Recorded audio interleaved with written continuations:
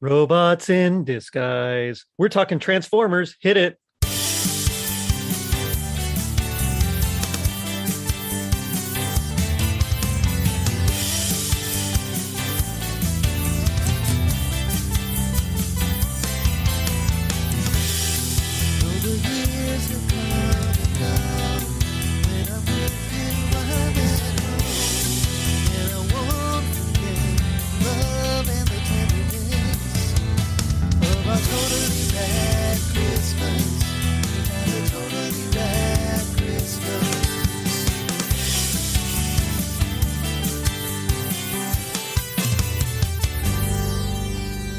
It was 1984.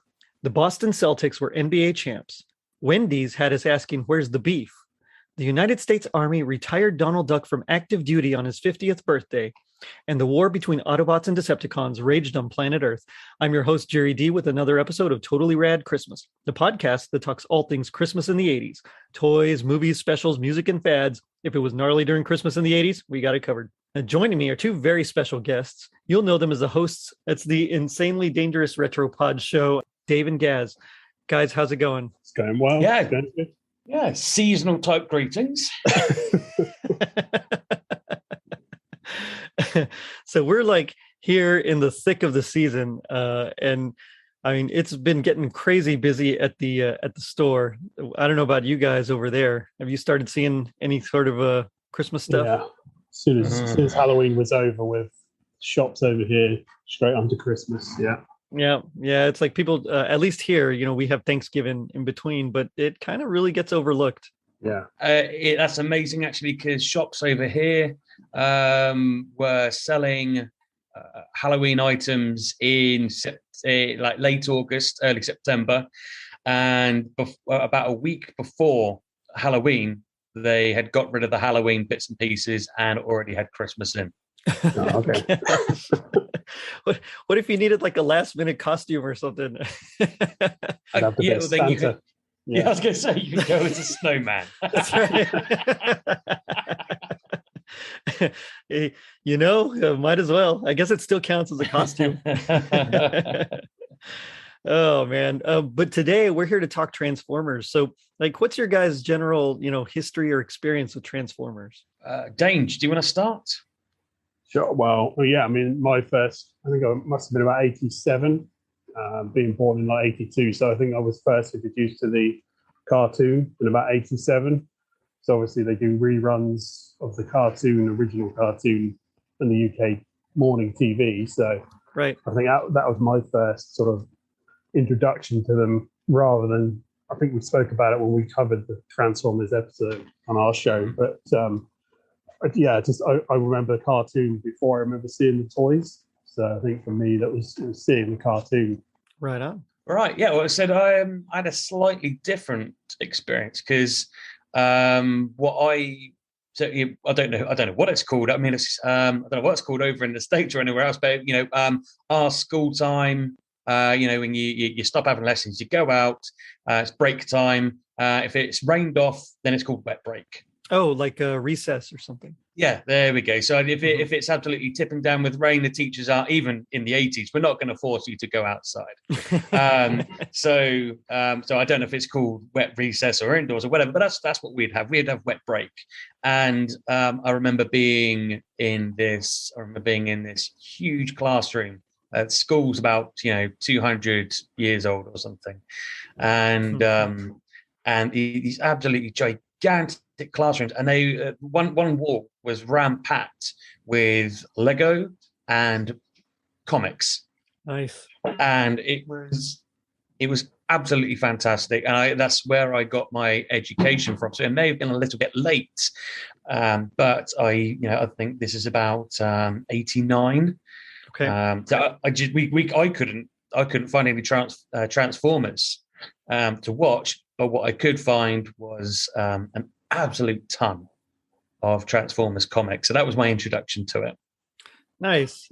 See, and that's kind of different from me. I remember having Transformers right when they came out in 84. So that Christmas in 84, I actually got Optimus Prime, the toy. And I remember seeing the toys before I started watching the cartoons. But of course, as soon as you start a toy is released, especially in the early to mid 80s, it was like right away the cartoon tie-in had to come out, because they needed to sell those toys. So I remember the Generation 1, the G1 cartoon very, very well. I remember the movie when that came out as well in 86, and it like destroyed me as a kid to see Optimus Prime, spoilers, Optimus Prime die. Although I guess if you haven't seen it by now, or if you didn't know that Optimus Prime died in that movie, it's been 30 years, guys, come on. But it was one of those where I remember everything about it so vividly, but really by about 87, 88, even though they were still making toys, Transformers craze had kind of died down very, very quickly. In 1984, though, they were like the biggest selling Christmas toy. So I think that's the reason why I got that Optimus Prime. I think my parents probably went in and asked, hey, what's the most popular? And that's why I was lucky enough to get it. And then I'd have a few figures here and there, but they were very expensive as far as the bigger ones. So I never got Megatron, never got like Starscream. It was always just like the little itty bitty Bumblebee and, those that were kind of smaller in stature that I had a lot of. Or not a lot, but I had more of, I should say. Yeah, I was just going to say, I think, I was lucky that I had Prime, but then all the rest of them were exactly the same. It was exactly the same as you. I had a lot of them, but I think they were, they were all smaller. So, like gimmick ones, not so much like the main characters. Right. But, ones you might see in an episode or two before they're completely ignored. Yes, exactly. And I never really read the comics, but apparently there were several different comics. So there was the Marvel comics over here. There was the UK comics. There was Canadian comics and Japanese comics as well. So it was almost like 4 different universes, essentially, of this Generation 1 storyline going on. So it's kind of like its own little multiverse, and I'm a big, superhero and comic book nerd, so I have to think of everything in terms of like comic books. So I really think of this as far as multiverse, because I know in 91 Hasbro also bought out the GoBots, and when they did that, they kind of folded them into the Transformers universe, but they made them like, again, another alternate universe.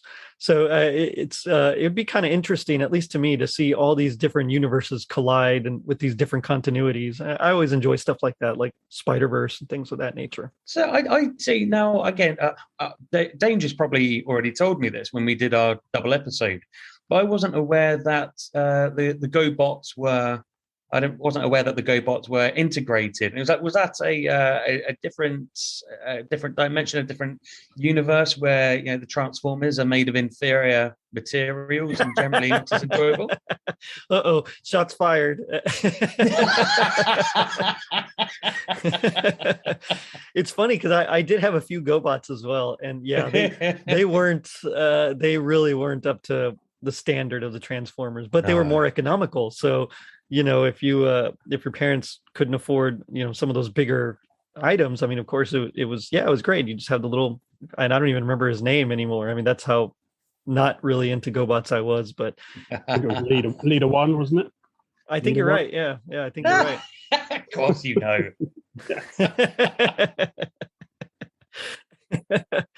But so Transformers over here was like a huge thing, and it went on for a few seasons and with several episodes per season. And I know the big thing at the time was to have 65, I believe, episodes, and it was like 13 weeks full of just so they could have an episode every single day for 13 weeks and then just rerun it. That was like the big thing. So He-Man did it, G.I. Joe did it, all sorts of those as well.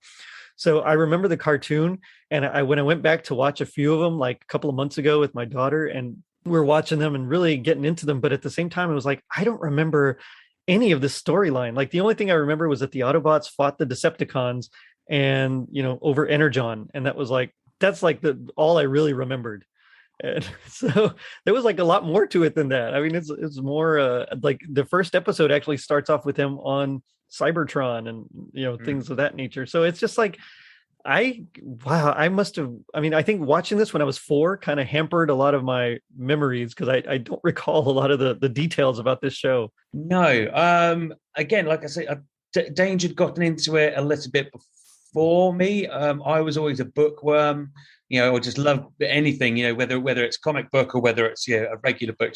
I soaked that kind of stuff up at an early age. However, but I don't. So Dange starting before me, I suppose, would have the same issue as you. Whereas when I went back about 6 months ago, a year ago, and watched every single episode, I found myself being able to remember at least half of the episodes and getting quite into it in the way that a child would. So you're like getting excited. I remember this, and then a bit of bouncing up and down uncontrollably. But like, dude, Dange, like you said that you watching it quite early. Do you have the same issue as Jerry? Yeah, I mean, I remember watching. I remember the movie and the series sort of 3 and 4 at the end more than the first season 1 and 2.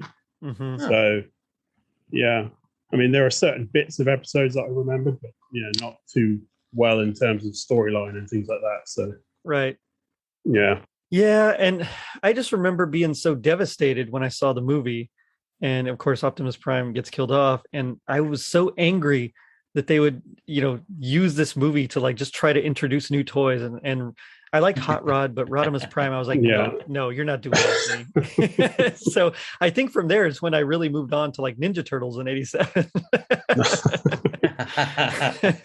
Even as a kid, I was like, no, this is just a marketing scheme. You're not doing that.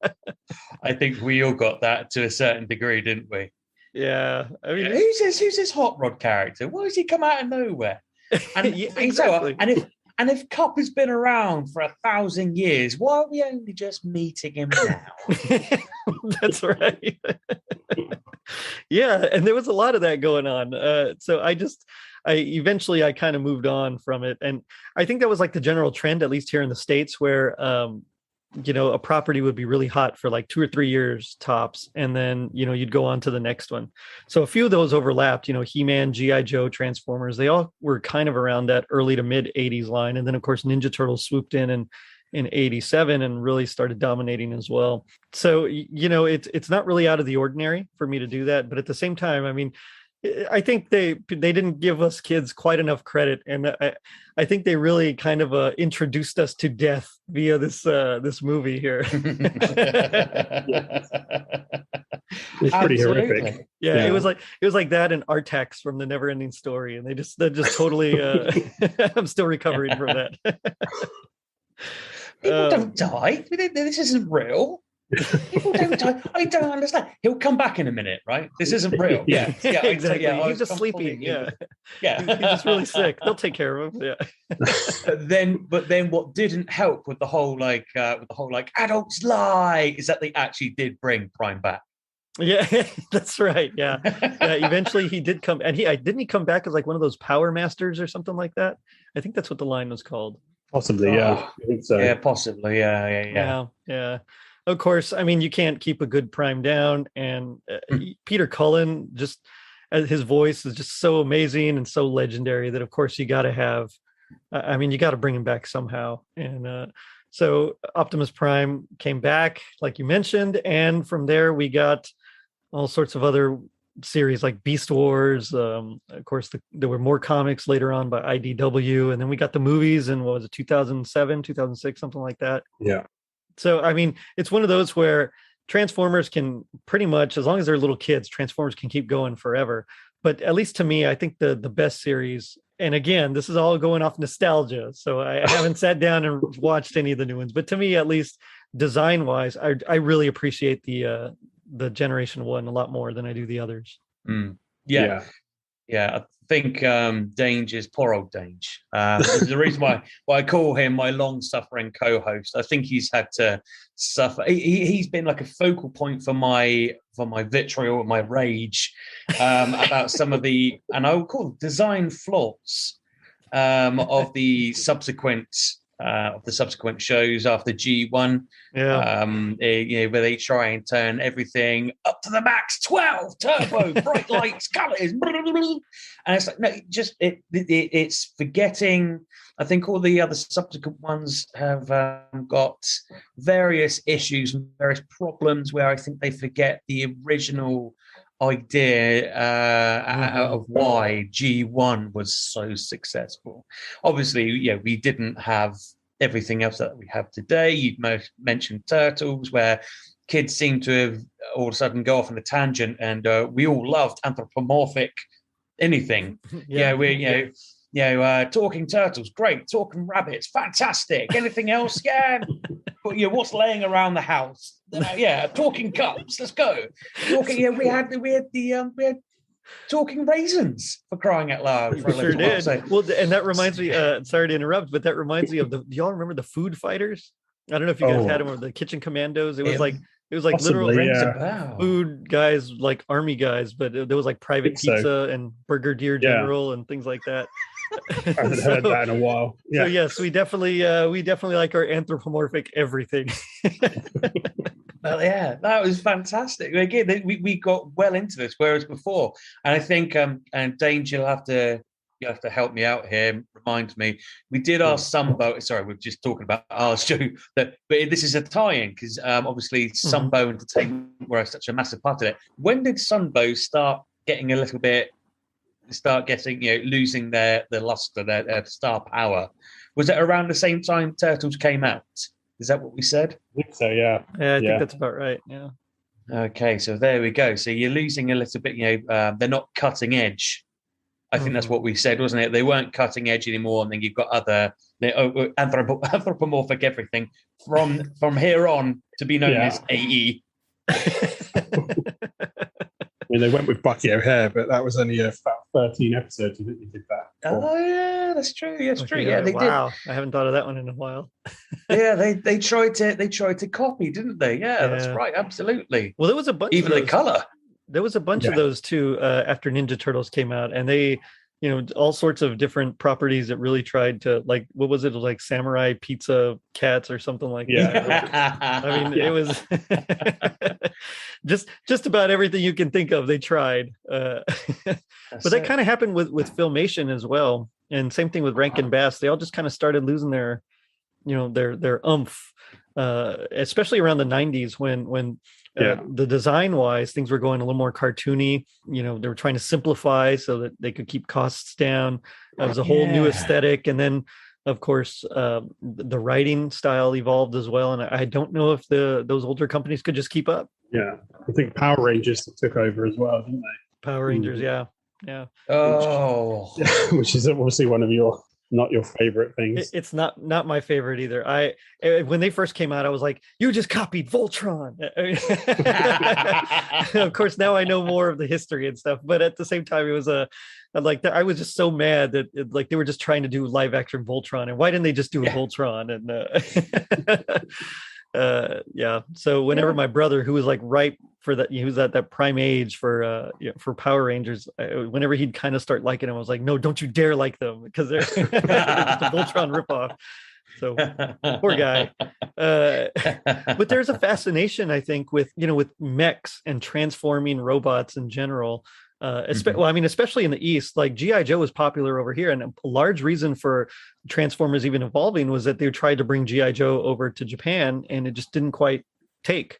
The kids weren't really interested in it, so they started to evolve that concept, and eventually Tenkara and Bandai and some of those other companies started coming out with these Transformer type lines. The Diaclone, or I think it was Micro Change, I think is what it's called, something like that. Something like that. Yeah. And so from there we ended up, getting bought out by Hasbro for distribution rights, and Transformers were born. But I mean, there is something about just giant robots that we can sit in and do all sorts of cool things with that is really cool, especially to little kids. Yeah, totally. I mean, I don't know about anyone else, I don't know about you guys, but I was always kind of fascinated, and still am to a degree, of have the ability to have something that's gigantic and overwhelming, and have it in miniature form so that you can hold it in your hands and you can say, okay, well, I'm 6 years old. I can't afford a plane, but look at this. And on top of that, it turns into a speaking robot that wants to take over the world. It is something not not solely for little boys, but I think it, for the majority of the time, especially in the 80s, you could say, I think it was, you could just say, oh, it's a little boy thing. It's it's destruction. It's the being able to go choo choo choo. It's so cliche. It's so cliche, little boy. It's unreal, and it did feed into that completely. Speaking of, I just I had to move to my son's room because the neighbors were mowing. But as I'm in here, I'd found one of my old Transformers here on the floor. I don't remember his name. You do? Sorry, keep. Oh wow! I have the same one. I don't remember. I looked it up for him the other day, but he was never one of my favorites. I think I even gave him to my brother, and then he turned into the little rad race car kind of thing. Amazing. But I'm just sitting here. It's like, hey, that's right there. That's perfect. My folks, I don't know, maybe about 3-4 years ago or so, they were cleaning out they were getting ready to move. So they're cleaning out their garage for like all sorts of stuff that they didn't want to take to their new house. And so they found like several boxes of like G.I. Joes and Thundercats and He-Man and, some cops. I don't know if you remember those, those, fighting crime in a future time. But there was a box of Transformers as well. And so I brought it home. And so now my kids play with them because, they're in terrible condition. They're not worth anything. So, so I just let my kids play with them. They were sitting in my parents' attic for decades, so on some of them the plastic's a little sticky as well, and it's just like, you know what, just play with them. I'll never get any. If I wanted to sell it, I'd get maybe like 10 cents. So so they have fun with it. They play with my old Castle Grayskull as well, and amazing. Yeah, so it's good stuff. But as far as the Transformers go, of course, and we'll get into the comics in just a bit, but when Hasbro bought them out, they went to Marvel to kind of flesh out the backstory, similar to to what they did with G.I. Joe. And they kind of came up with this whole interesting idea about, they're an ancient alien race essentially, and they're fighting the good guys versus bad guys, because that's always how it is, but fighting over what they need, energon cubes, I believe it is. And it's one of those where there's always something. So Robotech had their, what is it called, proto culture. It's always something that you go after. And GI Joe, they were just essentially fighting for land and control. But there's always that MacGuffin. And in this case, it was the energon cubes that they were all after. And it's just funny to think about, like, what can't the energon cubes do? Because they're always like all over the place doing so many things. They can transform them into certain things here and there, and it's at least in my memory. I'll be honest, I didn't research the energon cubes as much, so forgive me there. But I just remember them like being able to like transform them into different items and different shapes. Yes, so these things are pretty interesting. But like, what exactly do they do besides power them? Because it seems like they can do quite a bit. Well, I can't remember the scene exactly. I'm hoping Dange's going to know what I'm talking about before I can even say anything. Cup, hot rod, universal greeting, and do you know what I mean? In the movie, yeah.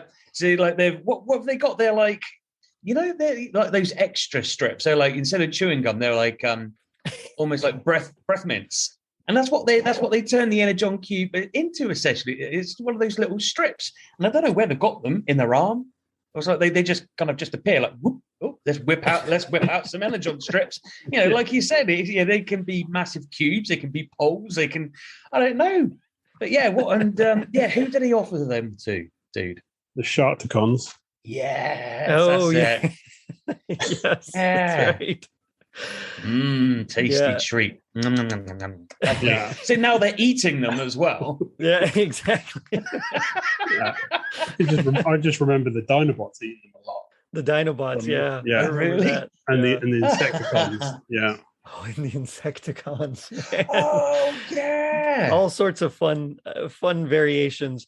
But it also reminds me of the movie Big, when Tom Hanks his whole job is just like a toy tester, essentially just playing with the toys. And there's that one transformer like thing that turns into a building. And he's like, what's fun about a building? However, having said that, you would have wanted that building. Heck yeah, I would have. Yeah. Well, yeah, I mean, can you imagine this big old, destructive building robot just crushing the little Autobots? I mean, yeah, that sounds awesome. Oh man, but yeah, so Transformers, I remember them fondly for especially the mid '80s. That was like we'd go to KB Toy. I don't know if you guys had KB Toys over in the UK, but no. yeah, it was like the big toy stores that were always in the mall. That was like that special one. So we'd go to one of those, and I remember it had like 2 levels. So there was a higher ceiling as soon as you entered, and then you'd go to the back, and it kind of like dropped down like a few feet. So the ceiling, I mean, it had to be maybe like 8 feet high only, maybe 9. I mean, things looked a lot bigger when I was little, but yeah, that's where like all the cool toys were. It was like you'd go to the back, and as soon as the ceiling dropped, you were going to go to like to see all the cool stuff, the He-Mans, the Transformers, the G.I. Joes, the Thundercats, Mask was another one that you could find there. But one thing that I did like whenever you'd go there is they'd have just all the new stuff, of course, towards the like at our height, and then they'd have like some of the older stuff either up on top or lower. Sneaky, exactly, well done. Exactly. And so it's like, oh, eye level right there. It's like, oh, look at this one, and then you'd show you showed your dad, and you're walking around with it like, can I just hold on to it? Like, no, we're not buying that for you. Okay, well, let me just hold it. So, I mean, they really knew, and at least toy stores back then really knew how to pack things. So that absolutely. Oh, yeah, totally. We had the one really. I mean, we had like a couple of shops where you could get maybe 1 or 2 toys from, but if you wanted to go and see a gigantic selection, it would be Toys R Us. Oh, nice, yeah. Okay, so we had Toys R Us, and okay, so you'd go in, and there'd be a few little bits towards the front, and obviously your aisles at the back. And the first 2 aisles, like, not interested. They're jigsaw puzzles, they're card games. I'll walk up them just in case they happen to have a pack of like Marvel top trumps or something. But you know what? I'm not holding my breath. Yeah, and then. Oh yeah, of course, yes, as well. And then you get to like the second or third aisle, and like you said, it's those middle aisles. There's not so much girls is all the way over the other side. At some sort of. Oops. I do remember that. It was like we used to call them the. And sorry to interrupt again, but I used to call them the pink aisles. That's what we would call them. Just billions of googly baby eyes staring through, and Barbies out from the plastic. Yeah. Just millions of long plastic necks, everywhere.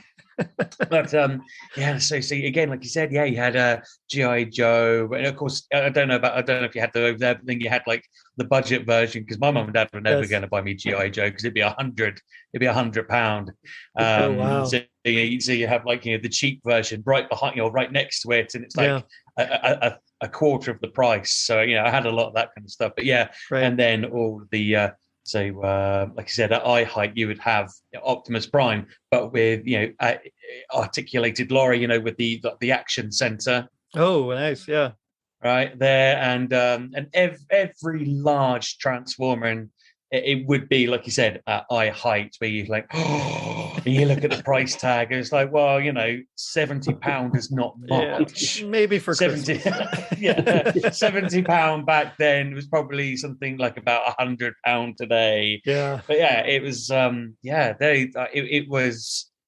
it was the idea of going to Transformers and seeing that. I mean, Dange, you remember it was such a gigantic store, wasn't it? It was, yeah. So it was bigger than any other child-themed shop that you've ever been to, wasn't it? It was huge. There's nothing else like that in Southampton, right? No, I can remember. Just Toys R Us was the main big store. I said huge ceilings, right? Absolutely huge shelves. Like you said, it went on forever, and you looked up, and you could carry on going. They go into the clouds. You're like, how did they get the toys off the top shelf? And for some reason, all the toys that you ever wanted were about 3 foot high. That's amazing. I'll never have to reach for the top shelf. Isn't it brilliant? Aren't I lucky? So everything, and then everything that's slightly less expensive is, like you said, an adult eye height. Yes. Whereas it's like, That's what they could see. Exactly. It's funny. So we did have a Toys R Us, but the closest one to us, because we were in South Texas in the Rio Grande Valley, so the closest one to us was in Corpus Christi, which was about 2.5 hours away. So for us, it was like KB Toys, and then later on Circus World came in the mall as well.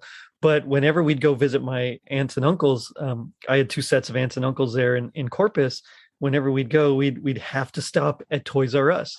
And same thing, it was like you know, as soon as you walk in, it was almost like a little winding path first, like a little maze. And then, you know, like just like you said, that was all the lesser popular stuff. That was like the stuff they want you to pass through, you know, and maybe pick up a couple of things. There's like, let's just get rid of that stuff, you know. and then you just see the rows and the aisles, and it seemed like they'd go on forever. And then as we'd get older, like around 87, once Nintendo started coming around, then like in the corner over, you know, way on the other side of the building, but up front is where they'd have like the Nintendo stuff. And there was like a little cage as well, where they had all the games back behind that cage. And so you could find like little tickets for the items that you wanted, like Mega Man or whatever it was, but you'd have to go take it to that cage to get that game. But I don't remember having to do that with the, you know, Transformers or anything like that. I just remember grabbing those right off the shelf.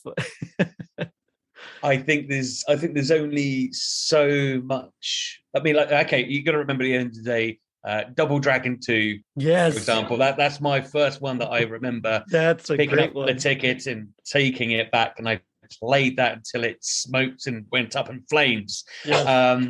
But it's so small that, you know, obviously you could just pop it up your coat and walk out. Hence the ticket system. But you know, if you're looking, because they, even though Megatron was a gun. Mm-hmm.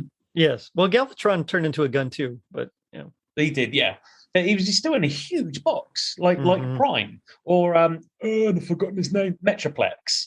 Oh, yeah. Right? Oh, yeah, wow. Huge boxes, gigantic boxes, and there's no way that even as an adult I would be able to go in with a big enough coat on to sneak that up my coat. So as much as I would be tempted to. I don't know. We snuck in several times. Whenever we'd go to the movies with my aunt, she had this just ridiculously oversized handbag, and we snuck in all sorts of food and soft drinks and everything in the movies. like we'd go to McDonald's, and I remember all these different, you know, burgers and sandwiches and fries and everything. And I just remember people behind us saying, you know, smells like McDonald's in here. I think that purse, she might have been able to fit at least an Optimus Prime in there. But you're right. Probably not like the flag or anything like that. Oh, man. But I guess we can go ahead and get into a couple of these comics here. Did you read I mean, you said you had all sorts of comics. Were you into the Transformers comics? Yeah, absolutely. And the annoying thing is that I can remember, even though my introduction to Transformers was through the comics, I actually remember less of what was going on in the comics than I do in the cartoon. I do remember the comics being, perhaps, I wouldn't say, I think it's an overused word nowadays, and certainly by me, I'm the worst one for it, to say it was grittier. It was perhaps, but the artwork was perhaps less child friendly. It was obviously, I'd say perhaps a little bit of a smaller budget, and you know, speed is of the essence and everything. So now, you know, so it did seem perhaps a tiny bit dark. Perhaps a little bit more adult driven, which of course, being 7 or 8 years old or whatever it was, I loved that. Right. And you know, cause being I don't know, call it a dark child. I was a little bit. I was like, yeah, I want to see guns. I want to see explosions. I want to see people blown up. That seems like a normal child over here in the US. Oh yeah, but then I was like, you know, I wanted to watch adult programming because it was always just that little bit gritty. It's like, don't give me this brightly coloured rabbit rubbish. Actually, yes, I do want that actually. But you know, I always felt things could be a little bit grittier and darker as a child, and so I remember being obsessed with like just praying for rain. praying wow. for rain so I could sit in and read these comics, all of which, apart from the death of Bumblebee, have just pulled a Kaiser Soze and just disappeared. I don't remember a thing apart from the death of Bumblebee, and I just remember that last page and thinking, "Where's the next episode? Where's the next issue? Where is it?" And I couldn't find it, and I never got to. I mean, I later found out that he was rebuilt into Goldbug. I saw sort of the death of Bumblebee, and that again, well, childhood innocence. Another piece of it was just chipped away. They used to love doing that to us in the 80s, didn't they? Yeah. Oh, man. Yeah, I don't think you're allowed to do that to kids anymore. Not so much. Yeah. You got to be more skillful in how you do it. I suppose. And like the modern Transformers, if you look at them, they do seem almost as though they seem to be aimed towards, say, 10-year-olds, but drawn for 4-year-olds. Do you understand what I mean? There's a very oversimplified. It seems very childish, and I don't want to keep flogging a dead horse. It's something we say about on our show. But kids seem to be very infantized, and whilst there's something to be said for protecting kids and not killing off every single one of their beloved characters and chipping away at their soul, no, we're going to get rid of all of them. Create this warped generation that we have now. But there's also I feel like it's Transformers has perhaps gone far too much in the other direction. Not just, again, a happy medium would be lovely. A happy medium would be a great idea, but now it seems like we've shifted in completely the other direction. So I've tried watching it, and I think I lasted about 5 minutes before I just went, oh, and turned it off. So I haven't actually tried watching the new ones, but I have watched PJ Masks with my kids, so I get it. I get what you're saying. It's definitely it's like, okay, I can't do this. So whenever they want to watch it or something like that, it's like, all right, put it on. I got my phone. I'll do something else. The Netflix series is pretty decent. The one that they did on Netflix. Oh yeah, Transformers is decent. I haven't seen that yet. I'll have to check it out. Yeah, I did like the Toys That Made Us episode on it. That was pretty interesting. Ah, sweet. Yeah. Dude, what's the what's that animation style that you would call the I don't know, we just call it the new Transformers. It's the reboots, the Netflix ones. What style would you call that? Because it does seem ever so slightly dated, intentionally dated. You know what I mean? Seems more like anime type. Oh, maybe old school anime. Yeah, except like late 80s anime as well. There is a slight dated feel to it, as though they're trying to appeal to older fans. Right. Yeah. Which I mean is amazing. I get it. I mean, you think about it, that's really our generation where they kind of started it all. So of course you want to bring us in as well. It's kind of like that He-Man Revelations, that came out. Yeah. Yeah. I've only ever seen bits of that. I mean, I don't know about everyone else, but that's something that I'm a little bit. I don't want to watch all of it. I've seen lots of clips. I don't want to watch it just in case they've done a bit of a Michael Bay on it. Yeah, I'm not going to say it's all Michael Bay's fault, but like that guy needs to be stopped because it's all his fault.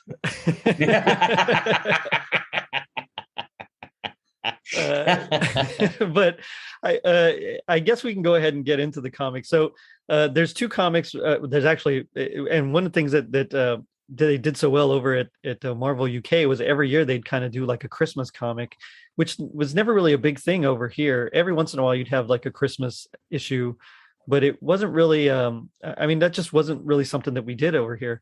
Now in 1985 in Women's Day magazine, there was actually like a little 4-page little mini comic, which Women's Day magazine, I don't know why they throw it in there. I guess so when they were done with it, they can hand it to their kids. I don't know why, but it's an odd thing. Essentially, in that one, Bumblebee and a few other Autobots, they find Soundwave and Laserbeak like trying to siphon off energy from like some sort of a like power plant. They stop them, and as they're trying to get away, they basically really just end up knocking over the town's Christmas tree and like stopping a family that was going to deliver Christmas presents to like a Toys for Tots kind of thing.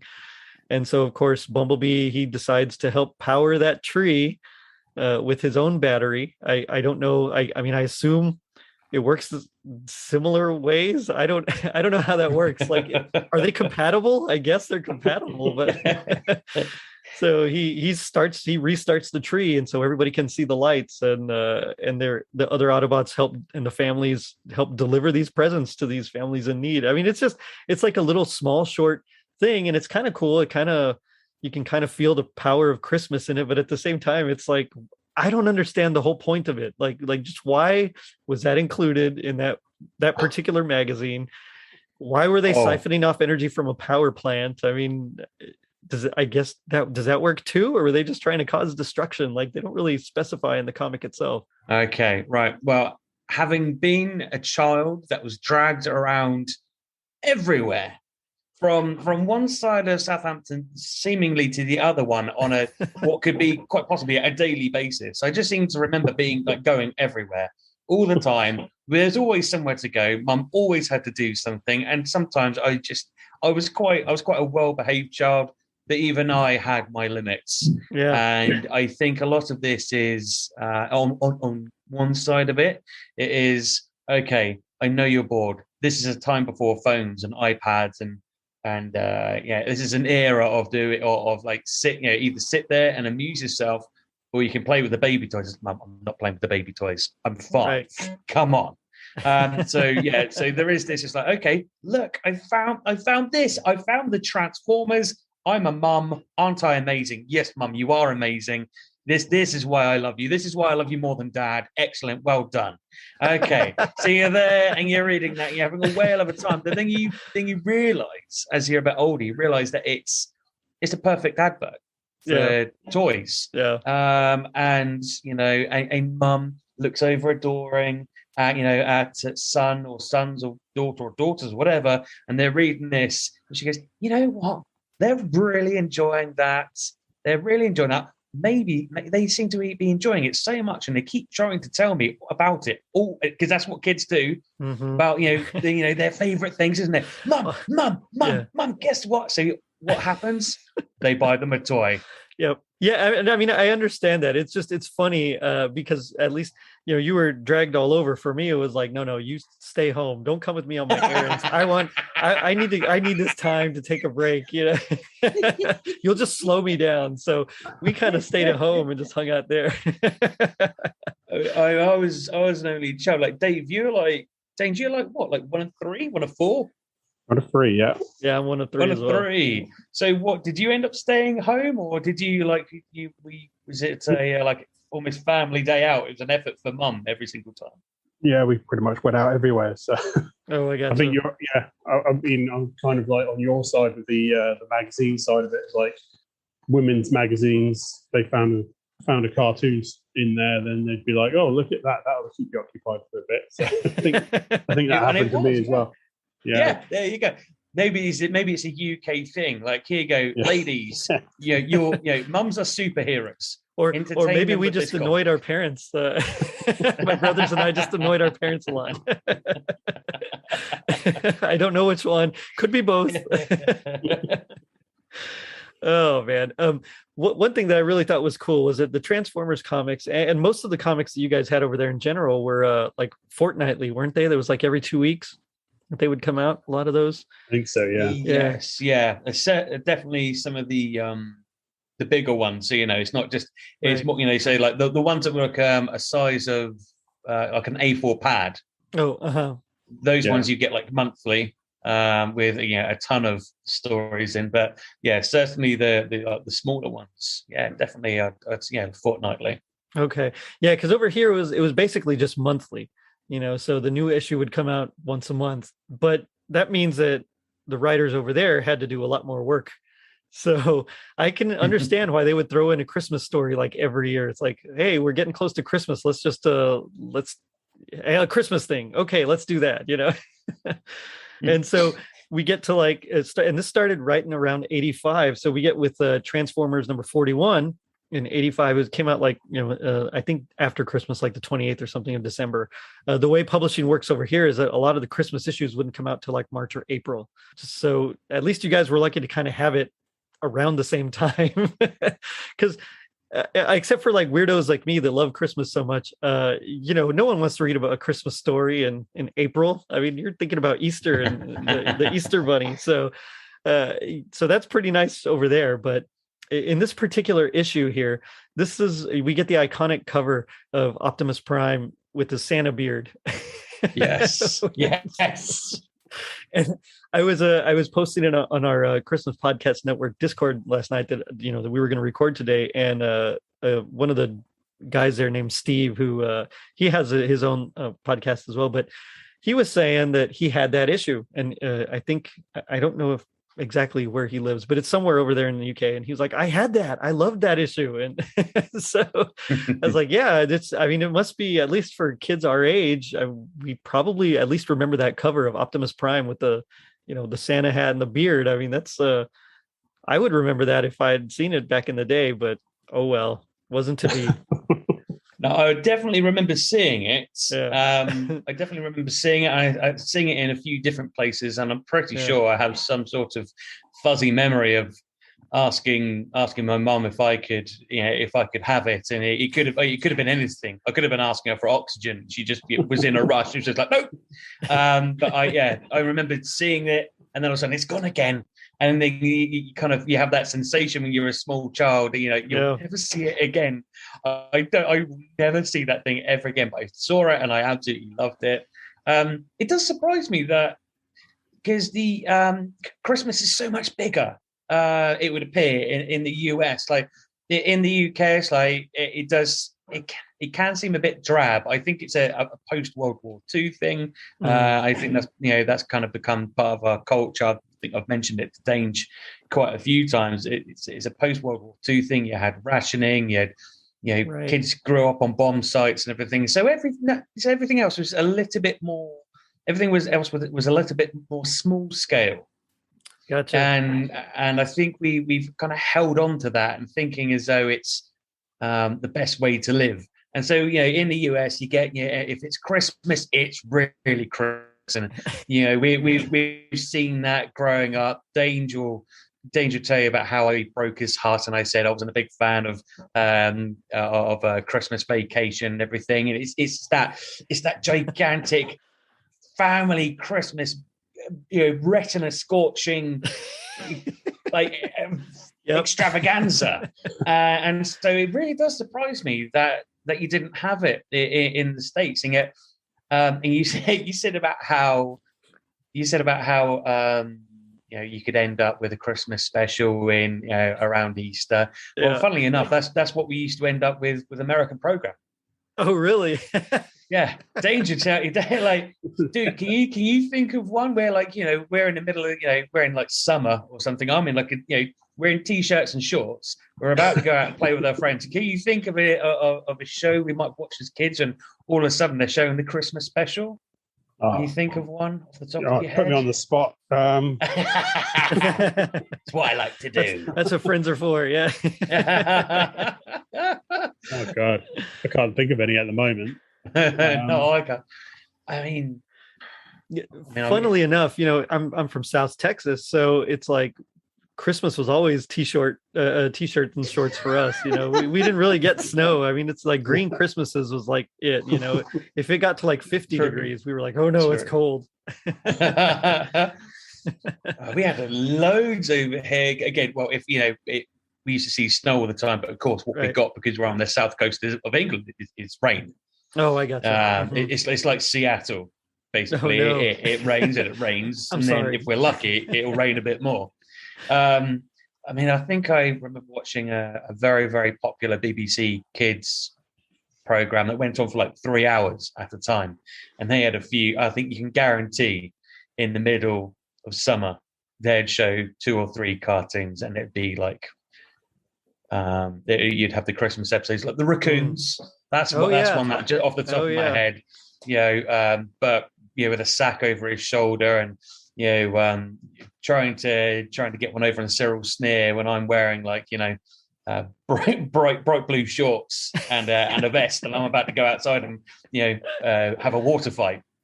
Well, that kind of stuff used to happen to us a lot, and it's not just a one-off thing that happened for, I don't know, Dange. What do you reckon? Like throughout our whole childhood, I so, yeah, it never really stopped. It's only when we're into adulthood, like. Was it 20s or in our 20s or in our 30s when someone turned around and went, you know what? Should we have the Christmas show on at Christmas? And someone said, that's a capital idea.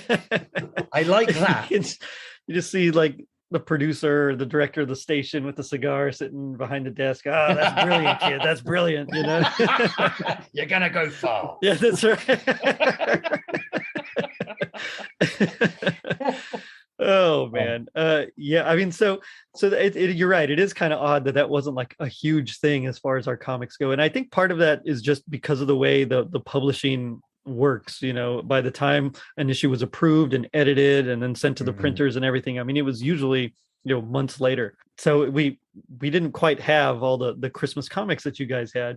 Which, by the way, do you remember that toy line, the Supernaturals? Yes, rings a bell. They had the holograms and everything. There actually was a UK comic as well, and even they have Christmas specials, Christmas episodes. So I thought that was kind of cool. It's like, come on, man, we got nothing. Was that because of the comics code, though? It could be, honestly. It could be because of the comics code. But already by the 80s, it was starting to kind of go the way of the dodo already. Like they were starting to loosen up, especially in the US. I mean, I know there was a huge push. Reagan passed some sort of legislation that kind of made it better for toy companies to actually have commercials during their shows, stuff like that. So, I mean, it could just be because of that, but I think you're right. It could be it. It could just be because of the censorship and, trying to make sure everything was up to code. Because that was at times that was actually quite strict, wasn't it? I know you guys suffered with it far more than we did over here. I think again, I don't know if it's the carry on from like I said, the post World War II hangover, but it's like I went down to the dairy and I saw a couple of exploded horses. Don't worry about it. Comics code, Smomics code, whatever. I don't know if it's. If you worked at a slaughterhouse, you were just out of luck. Yeah, that's it. That's it. So in 85, you guys in issue number 41, there was y'all had it was called Christmas Break. Or Christmas Breaker, and it because for some reason they introduced a character called Circuit Breaker, which I guess was a woman who somehow had been really severely hurt and injured by the Decepticons, and so they were able to bring her back to life with as a cyborg.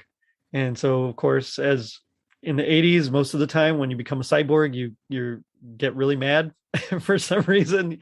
Are you kidding? If I was a cyborg, I'd be like, this is the coolest thing ever. but for some reason, people hated it in the 80s. So it's basically her just wanting to plot revenge. But I do like in the comic, we get this panel of Optimus Prime wherein I'm going to see if you guys can see it here. It's Optimus Prime wearing just a big old Santa jacket. Fetching. It's the weirdest thing because the way he's drawn, it's like it's really pointy in certain places, for where his anatomy wouldn't prevent it from fitting very well. But like my first question is, how did he get a Santa outfit that big? Because it's not like you can just pop off to the store and pick one up.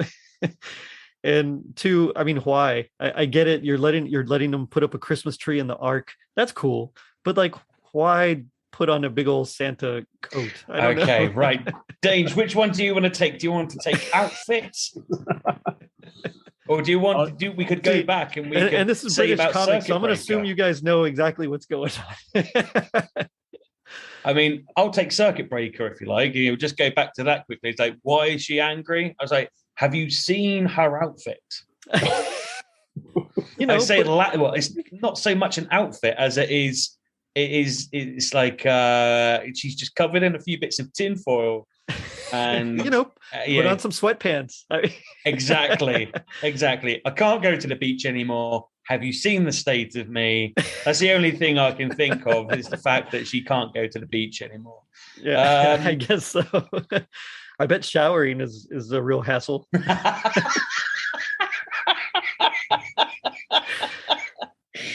Some baby wipes, I guess. Jewelry. Yeah.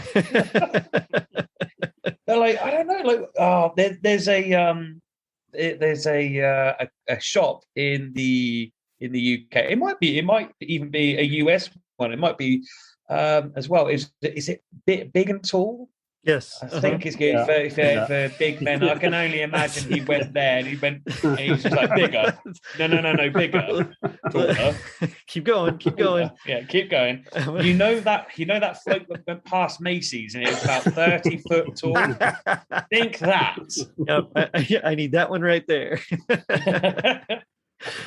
That's the only thing I can think of. Yeah, so circuit breaker. I mean, that makes sense to me. That checks out. But circuit breaker. So she's this woman. Now she's got powers. She's cyborg, whatever. She's super mad at the Transformers, and she saves a young girl's life that fell into some ice and was, effectively got hypothermia and her heart stopped. She saved her life, but because she looks like the X-Men, she was just totally called a freak and a horror and all sorts of things. So she freaks out. She's ready to go kill some Transformers, as one wants to do as one is wont to do on Christmas time.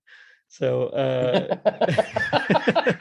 and so she runs into Jazz and Buster Witwicky, and they, because it's snowy and they're going too fast, lose control. And I know I'm kind of going through this kind of fast here, but they lose control. They crash, and she thinks that Jazz hurt Buster, and so now she's like out to get Jazz, and so she starts attacking.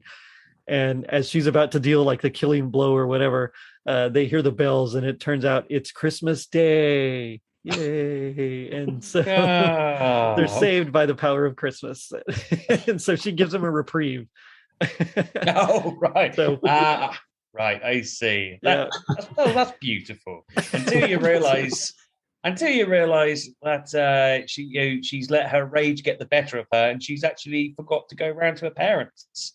That's right. Yeah, come on, you had family, right? I mean, they're gonna love you no matter what. At least they'll get you a jumper. They'll get you something to put on. Sorry, they get you a nice Christmas jumper, something you can throw on and cover up your shiny. Your shiny bits. Yeah.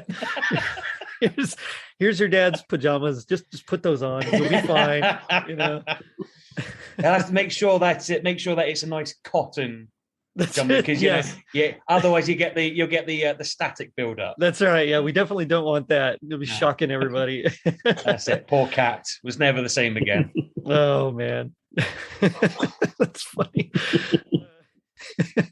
So the next year, and I only wanted to cover a couple of these, so later on we could revisit if we wanted. But the next year in '86, in issue number 93, because like I said, they come out every 2 weeks, and so you go through tons of issues in no time. So this was Jetfire or Skyfire, whatever his name is, depending on who you talk to. He's all bummed out, and he just goes to see Buster again, and he's like, "Hey, I kind of reacted badly, and I saved some people in battle, but I couldn't save my fellow Autobots. And, like I'm afraid Optimus Prime is going to think I'm a traitor because I didn't save the Autobots, and I don't get it." And Buster's like, "No, you're just, you were like the first Transformer built here on Earth or created here on Earth, whatever. And so you're like part of us. And so of course you're going to save the people." And he's like, "That's my gift to you. Enjoy. Now you have the knowledge. It's been dropped." and he just kind of ponders it. And that's like the issue. It's like a very just introspective kind of issue. It's an odd choice. But I guess it kind of makes sense for Christmas. It's just, you don't expect that out of your action comics. It's definitely one of those where, I mean, X-Men and Avengers would throw one of those in after a few runs here and there, just kind of like a low-key issue. Yes, I do remember those kind of. Although I think as I as hated a it. child, As a kid, as a child, you hated it. Yeah, of course. It's like, well, get to the really, fighting. yeah. Or give him a pair of slippers if you're gonna give him a Christmas gift. Yeah. Well, I mean, you'd Prime's have to got go a to a big jacket. and tall store. Exactly. But just a couple of life rafts or something. There you go. Should do it. Yeah. But yeah, no, I think that's very much for the older readers, and for the older readers who thought that these comics were, highbrow reading, and were quite, or they're sat in their rooms brooding, Which as they read this. I gotta say, I thought some of those X-Men comics in the early '90s were highbrow reading, and now revisiting them. Oof. Oh yes, that's all I can say. Oh yeah. Oh well, that's a phase we all have to go through. That's right. So before we wrap up here, I just want to get what are y'all's thoughts on the Transformer live action films? Dange, you better go first, dude, because Well, I mean, I think when I saw the first one, I thought it was okay, but I think the more they did, the worse they got. Yes, I agree. So if they'd stopped at one, I think it would have been okay, but they just kept going and going and going, and yeah, it's not great. No. Yeah, I mean, I was a Michael Bay fan on terms of watching like Con Air and stuff like that, but yeah, Transformers, but Transformers is not my favorite films, unfortunately. I know Gaz has got a lot of thoughts on these. So. Okay, all right. I had to turn my audio on mute for a second so I could just get it out. So every time you said Michael Bay, I just expletive. PTSD. That's what happens. Yeah, and it is a form of PTSD. I think when any we do seem to have been on an 80s 90s nostalgia train, and that train it's been going for about 10 years, and it doesn't seem to be stopping anytime soon. And this was somewhat at the beginning, actually. I think it really picked up steam. Mm-hmm. It really picked up steam with Stranger Things. Yes. And then everyone the got Goldbergs really crazy as well. Yeah. That's it. But there are things that happened before that, and I think this, the Transformer films are one of them. And the first one, I actually really, really enjoyed. I think they did a good job of it.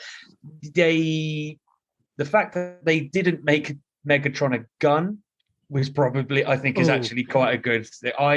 I'm okay with him not being a gun. I'm okay with him being like a tank. Yeah. I'm okay with that. Well, it's the pointy teeth and the gruff eye. That got a bit much for me, and then by the time the second one came out, I was beating a flaming effigy of Michael Bay in my garden. It's funny because that is one thing that I never quite understood was how he lost so much mass whenever he transformed into a gun. All of a sudden Starscream could hold him. Like, how did he he shrunk too? So he's got like some PIM particles or something. I don't know, but I never understood how the other ones could just use him as a gun and shoot him because he's literally their size, Yes. This is what really used to upset me as a kid, as a kid. So we're talking like 7 years old, and you know what? You've just reminded me. There is an episode. It's a fairly long story arc, but in this one particular issue, I think Megatron's transform ability is damaged in battle, and he gets stuck in gun form.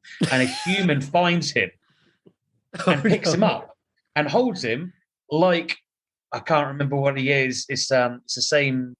It's a very similar type of gun to what James Bond uses. Oh, like the Walter PPK. That's it. And I'm pretty sure it's something. It's a Walter something. Better minds than mine won't know. But this human's walking around holding Megatron as a gun, and I'm pretty sure and because he's human size, human gun size, like Yeah. That doesn't make sense. That doesn't make any Because sense. if he was damaged in battle, he would be the size of a car still, but just in gun form. Yep. And even that's stupid. Yes. So yeah, I thought someone missed a trick there. They should, when they designed him, he should have been a tank. That would have made sense. That would have made sense. Great. Yeah, it makes about as much sense as him being a battleship. He could like transform. It's like, here we go. I'm going to transform on land. No, Lord Megatron, please. No, please don't. Just keep me upright. Get behind me and point me in the general direction of Prime. No. Yeah, push. Heave. No wonder Starscream hated him so much. Oh, poor Starscream. He really got the short end of the stick in that deal. Yeah. That went too fair. Like, so he did deserve it. I can't remember the actor's voice, and you know what? I brought this up in another episode about who's Starscream. Oh, it was Chris. Chris something. I don't remember at the top of my head anymore. Oh, it was Cobra Commander. Yeah. Yes. Yeah. Yeah. We go. Oh, Cobra Commander Chris Collins. That's right. Yeah. That's it. Thank you. See, this is why Dange and I are so good. I talk at length, whether you want me to or not. And Dange just goes, "Fact. Thank you." Line. But yes, but like it's the voice. It's the voice as well that I think it just makes you want to be sympathetic towards Starscream, because he does get a raw deal being his right hand man, but then he talks like that. Yeah. It's like, that grates on the ears. Yeah.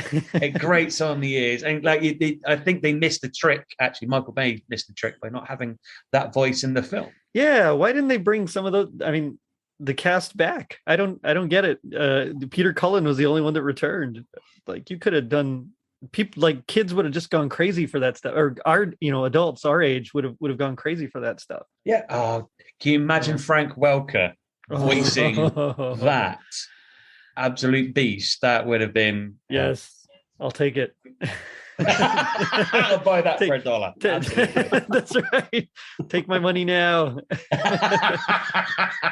But okay, I was just curious, because you're right. The first one to me was okay. I mean, it was all right, and then they just got much worse as they went on. So yeah, but it does make me wonder. What would you guys say would be your happiest memory or moment with Transformers? I think I'm having trouble with that, which is kind of sad when I can't think of a happy moment. I think, Dange, I said that you should probably take this, because he... Probably going to be controversial, but my happiest moment is probably the movie, and just in terms of the soundtrack. And that's good.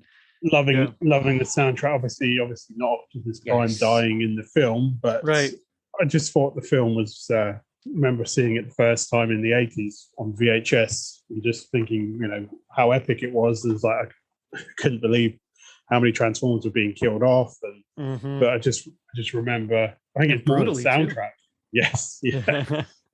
I think the soundtrack for that is just one of my favorite soundtracks that they've ever done for a movie. So, well, I mean, when you've got Weird Al and and Stan Bush on an album together, I mean, that's a good time right there. I completely agree. I don't think that's controversial at all. I mean, you've got the touch, then the Transformers theme and like that 80s metal band by Lion. I mean, I still have that on my playlist. I still listen to that. Absolutely. I think Dange and I still talk about that. We talk about that on a if not a fortnightly basis, then at least a monthly basis. We haven't seen each other in ages, what with COVID and him moving to the island. But you can guarantee next time I do go around, we'll probably end up sticking either the soundtrack or the movie on. Nice. Yes. And I actually remember seeing the movie in theaters. Like we went to go see the movie, and ouch. Yeah. Extra traumatizing right there. we did say on our show, didn't we? Like, what would it have been like to be going to the cinema at that time? But I think you summed it up for us on that one. traumatizing. Yeah. Yes. Yes. Yeah. It was like that one and Masters of the Universe. I was so excited when that was going to come out, and then I was so disappointed that they didn't look anything like their, the cartoon. Yeah. Because I mean, Dolph. I'm more of a well, not just Dolph, but like Man at Arms, Tila, they didn't really look anything like their cartoon counterparts, or their toys even. And I was like, I hated it so much because I'm more of like a purist when it comes to that kind of stuff. And even as a kid, it was like, it doesn't look like Beast Man. Yeah. Who was that weird, annoying alien? That's right. Yeah. Like, he wasn't in the cartoon. Karg. Yeah, Karg, yeah. Karg. I like I Karg. hated him. He was like I like him, but it was like my favorite part of the whole annoyed. Bounty Hunters, I think. Karg. But I know what you mean, like being a purist. However, like I don't know if something like subconsciously went, right, Dad's brought me here. I've wanted to see this more than I've ever wanted to see anything ever before in my life. You're going to like this. Yes, exactly. Like I thought the same thing. Like, I have to like it. This has to be my favorite movie. It's He-Man live action. And I don't think I ever changed my mind. I think I quite like Dolph Lundgren as He-Man, how he looks. I'm sorry. I still watch it like 3 times a year. Oh, brilliant. See, now in the UK, you have to have a VHS and VHS player because you can't anywhere. I've not been able to. Hang on a second. Wow. This is another reason why I have Dange. Dude, where can I find that? Blu-ray on DVD, I think. Blu-ray. I don't have any I don't have any players anymore. I am now device free. Apart from you can't stream it on Netflix or Amazon. Unfortunately, you couldn't get it on DVD over here either for years. For a long time, yeah. Oh wow. You could only get it it's region 2. Yeah. Whatever. But the two don't talk very well. So it wouldn't work. So I thought so I've got, if I get a VHS player, I've got it on VHS, which I got for Christmas in whenever it came out. So I still got that, but I kind of like, I can't remember the name of the actor, and that's going to drive me balmy, but it's Man at Arms. I quite like the helmet. They got the helmet right. They did get the helmet right. Yeah. Yes. Yep. And so I was like, okay, all right, well, this is like, I can forgive this. And then you see Frank dressed up as Skeletor. He killed it, man. He was. Yeah. I wish his skull was yellow and his hood was purple. Like that, I could have forgiven a lot if his skull was yellow and his hood was purple. But definitely, the acting wise, I mean, he really went for it there. He's like, how Shakespearean can I make Skeletor? I'm still waiting for him to come back at the end as well. Yeah, he'll be back. I'm still waiting for it. Back. Out of the Ghostbusters goo. Yes, yeah. It was Vigo's goo. Yeah, the slime. Yeah. Although that came out first, so it's Vigo. So Vigo's goo is actually Skeletor's Eternian slime. I think I kind of wanted him to be yellow. I know what you mean. Yeah. However, on the other hand, you never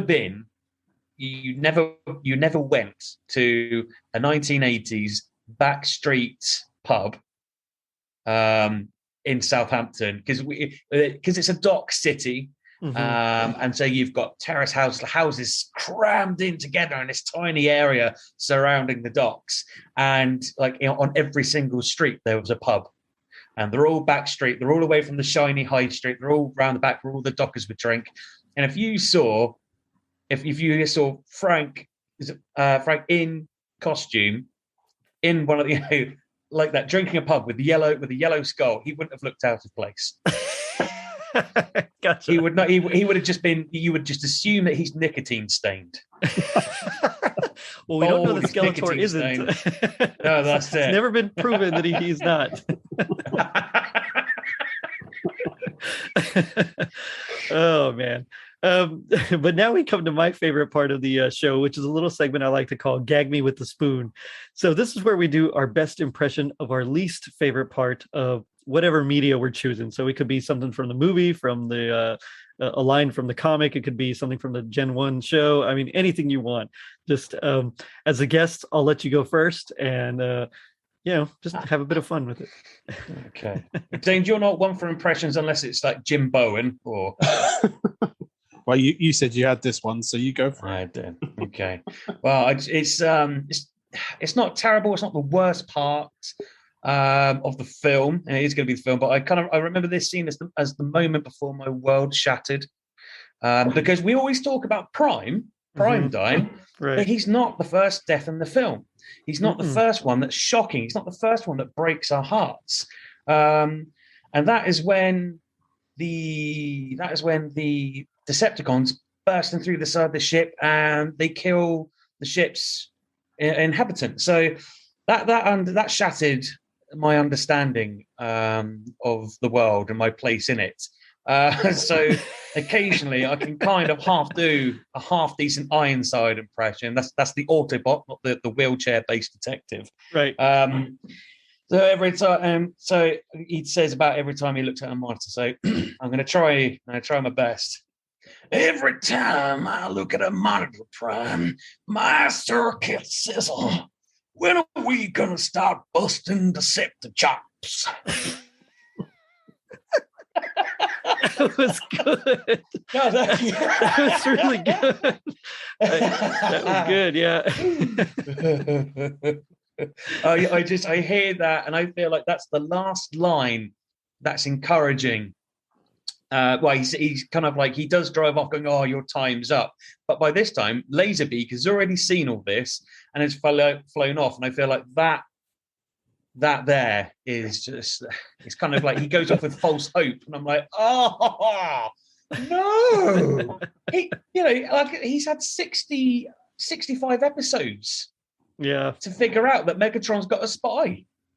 And he hasn't done it. And now poor old Ironside is like riding off, going, off to get Energon. And yeah.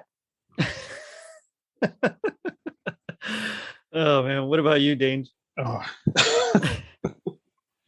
I mean, if it makes you feel better, my Megatron impression is super terrible. So you don't have to worry about anything. You don't do a bad Perceptor. You do Perceptor. Usually bust out Perceptor every now and again. Oh God, I'm trying to think at the death scene. Perceptor said, "Oh, what the? I fear the wounds are fatal." That one. Yay! That's good. All right, so you both put me to shame because I'm gonna try Megatron, and it's gonna be awful. Like I've never recorded myself doing this. It's just we'll see what happens here. But so I haven't worked on it at all. But this was after he had that same scene when he had just killed a bunch of people, and I forgot who it was. Was it Jazz? I don't remember who it was, but he's like begging for mercy, and so Megatron says something like, "Such heroic nonsense." Oh yes, it's terrible. I'm sorry. I'm sorry, guys. No, you can hear it. No, I can hear that. I can hear that. Oh, okay. So Frank's just Frank Welker is feeling the force somewhere. He's like,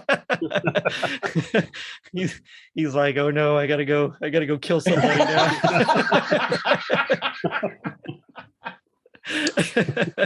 Oh man, but I do have to ask. G.I. Joe taught us that knowing is half the battle. What do you guys think is the other half? Dange, you want to go first or second? Wow, I mean, for me, I would say it would be that Starscream is always such a whiny, complaining pet or Decepticon. That's true. Okay, right. Say half the battle. Usually, half the battle is making it home before I start eating the trifle I have in my bag with my bare hands. Just get home.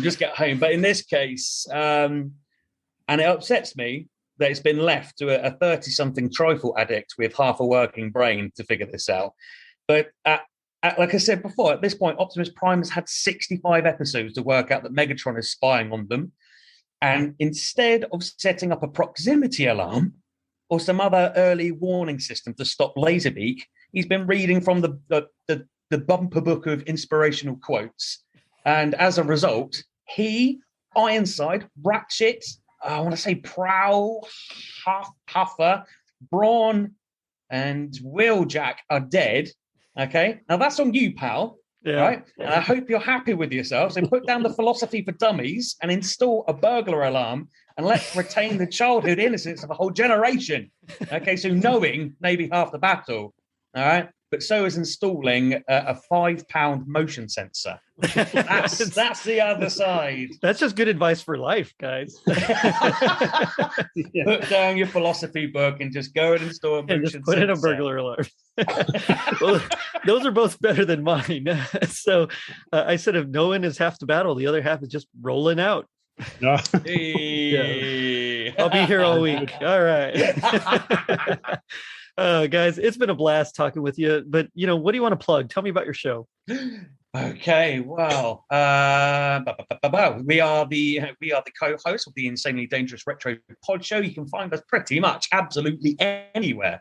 We ramble on, or rather, I ramble on for about an hour. And Dange just fact checks me every now and again, likes to get involved and make sure that I'm not talking too much. And we chat about all things 80s and 90s. Like, I can't think, I try my very best to get Dange involved as much as we can. So we do like Knight Rider or Bullseye, which is a darts-based quiz game show we had in the UK. But then it could be like the clothes we wear, or even discontinued snacks of the UK. So literally, which is doing incredibly well. Dange, what are we on? Like downloads? It's 500, I think it passed or something. Yeah, just for snacks. So Yes. there's over 500 people that just want to listen about vanilla flavored Monster Munch. It's insane. Like, I have no idea why. But yeah, dude. I mean, what are the segments? I can't remember the segments. I'm so excited. Pod pickers. Pod Pickers, where we What do our top 20 listeners from all over the world. What happened way back when? Yeah, so Dange and the retro month, the Nature 3000, which is our a little bit of kit. He finds some headlines, and we chew the fact about about a particular date and time. Yeah, Ask Dangerous. Ask Dangerous. So I like to delve into the mind of our stoic 80s encyclopedia. And at the moment, we're currently working on the greatest TV theme ever. And we're going through weeks and weeks and weeks. Yeah, so far, some big hitters have gone home, and I've just in shock, just gone and squeaked loads. And so, yeah, there's been a lot of that. And how else do I make you suffer? Toothpaste karaoke. Yeah, toothpaste karaoke. Anyway, I won't go. I'm brushing my teeth and I'm singing a song, and poor old Dane just to guess what I'm singing. So it's a lot of that. It's a lot of chatting. It's a lot of nonsense. It's irreverent. And if you like to listen to two very 80s centric, 90s loving, just generally down to earth, normal guys waffle on for about an hour and play games and just have a laugh, well, tune in. Nice. And they can find you on social media everywhere. Oh, Dane, you're in charge of that. Yeah, we're on the Twitter machine at TIDRP Pod Show. We're on Facebook, Instagram. We're on TikTok, unfortunately. Yeah, I think we've got our own web page as well. Knocking around somewhere. Yes, which I can't remember the name of the pod page itself, but that's it. I know you set that up. Yeah. We don't get invited on very often anywhere. So this is why we're not prepared. Well, that's like me. So I've had a web page now for almost 2 years, and but I haven't done anything with it. So I finally got a friend to actually work on it, and it's coming out soon. But anytime someone would ask, I'd be like, "Yeah, I have a website, but don't go there. There's nothing there." It's kind of like our YouTube channel, which it's just the episodes. It's just the episodes on there, and maybe a link to the band that did our in-show music. Nice. Who I want to give a big shout out to them. They're called the Whippet Beans. Cool. And they are mental. I think is just nicest thing I can say about them. But they are a lot of fun. They are in the Weird Owl type category. Yeah, nice. They've smoked or eaten just a little bit too much of something, but they are tremendous. They're a lot of fun. Right on. Yes, check them out. It's always a lot of fun. Go there, bump up their download numbers. Why not? It's Christmas time. Let's. I'm just kidding. If seriously though, go listen just because it's a blast and you guys will really, really enjoy it. On that note, I just want to say thanks again for coming on, and it was a lot of fun. Yeah, thanks for having us. And I'll end it by saying Christmas must be really special here on Earth if it can do this. Yes, it is special, Jazz. So check us out on our social media pages, Facebook, Twitter, and Instagram. And if you're feeling like Optimus Prime telling Megatron to stick it in neutral, leave us a review on iTunes. Not only does it help us reach more people, but you also get a free sticker. Now, don't forget to check out our merch shop on tpublic.com and our brand new website, courtesy of Tis the Podcast Elf, Tom Crow. Later, dudes. Hello yet again, and welcome to the Insanely Dangerous Retro Pod Show. Size doesn't matter, it's what you do with it. Yes. Well, I mean, I'm off now because I've got to go and scream. Absolutely garbage. Paulie Shaw is somebody I don't really give a fuck about. He did kick me up the arse. Nice argument there. Oh, shut up. Shut up, you tart. Oh, there's a finger. I almost urinated. Tune in next week because I just can't stop loving you guys. It's the Batman jeans. No more Andy Hinchcliffe. I don't know.